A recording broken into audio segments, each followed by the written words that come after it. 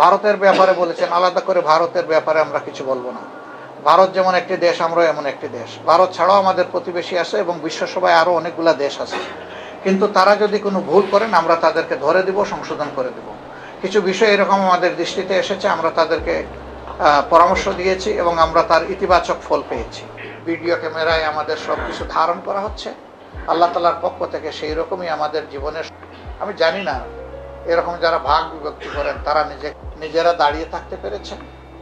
হাসরের দিন ইনশাআল্লাহ তাদের কোনো ভয় এবং দুশ্চিন্তা আল্লাহ রাখবেন না। হযরতে খাদিজা বিনতে খুয়াইলিদ তৈরি হোক, এইভাবে সমাজ ভরে যাক। সেই আমি আপনাদের সহকর্মী হিসাবে আমার উপর আপনাদের আল্লাহ তাআলা এই মাটিটাকে বিশেষভাবে কবুল করুন। আমরা যদি আমাদেরকে ক্ষমা করে দেই, আশা করি আমাদের মাবুদও আমাদেরকে ক্ষমা করবে। জবান শহীদ হিসেবে তাদের পরিবারগুলোকে আল্লাহ তাআলা উত্তম সবর করার তৌফিক দান করুন। একজনের ব্যাপারে দোয়া কবুল করেছেন, আরেকজনের ব্যাপারে কবুল করেননি। উম্মে হিশামের পরিণতি হয়েছে বদরের কুয়া, যাকে আমরা আবু জাহাল হিসাবে জানি। এই দুইটার সমন্বয় যখন হবে, বারাকা ইনশাআল্লাহ নেবে। এই জমিনে ইনশাআল্লাহ দিনের বিজয় হবে। শেষ কথাটি কিন্তু কথার কথা নয়, এটা যেন বাস্তবের কথা হবে, পাওয়া যাবে।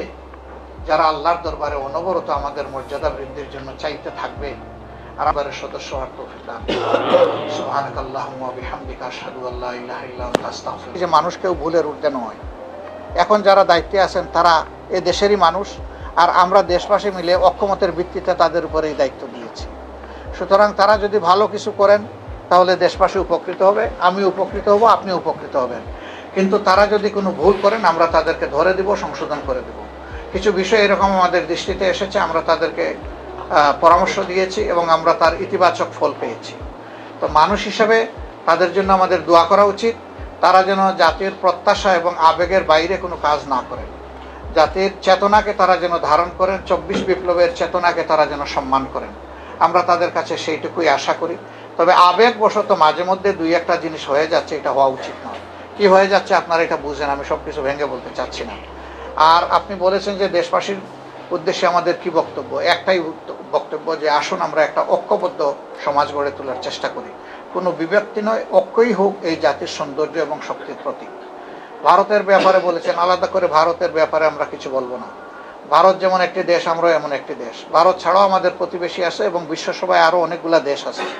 সবার প্রতি আমাদের একই কথা যে বিশ্বসভার সমস্ত সদস্যরা আমরা মিলেমিশে পারস্পরিক মর্যাদা এবং সমতার ভিত্তিতে আমরা আমাদের সম্পর্ককে সামনে এগিয়ে নিব। একটা কথা বলেছেন যে যৌক্তিক সময় পর্যন্ত আপনারা নির্বাচন, সেটা তো আগে থেকেই বলতেছি। এবং মানে যৌক্তিক সময়টা আসলে কতটুকু?